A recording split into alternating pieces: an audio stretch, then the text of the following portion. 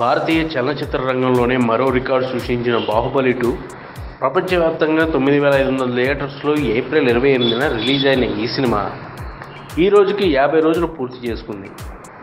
50 రోజులు పూర్తి చేసుకున్న ఈ సినిమాని ఇంకా ఆదరిస్తూనే ఉన్నారు.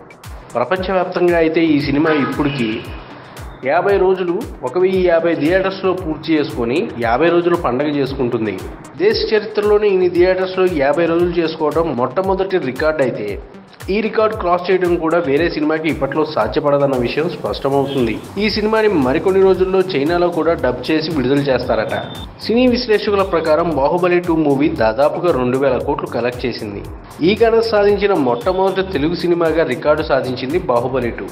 ఈ సినిమా తెలుగులో 200 కోట్లు, హిందీలో 510 కోట్లు వసూలు చేసింది అని విశ్లేషకులు చెప్తున్నారు. బాహుబలి 2 సినిమాని మాస్కో అంతర్జాతీయ చలనచిత్ర ప్రదర్శనలో ప్రారంభ చిత్రంగా ప్రదర్శించడం మరో ఘనత. ఈ విధంగా ఎన్నో వ్యయ ప్రయాసాలతో రాజమౌళి నిర్మించిన బాహుబలి సినిమా రికార్డ్స్ పైన రికార్డ్స్ క్రియేట్ చేస్తూ ముందుకు దూసుకెళ్తుంది. ఈ వీడియోపై మీ విలువైన కామెంట్స్ ని మాతో షేర్ చేసుకోండి.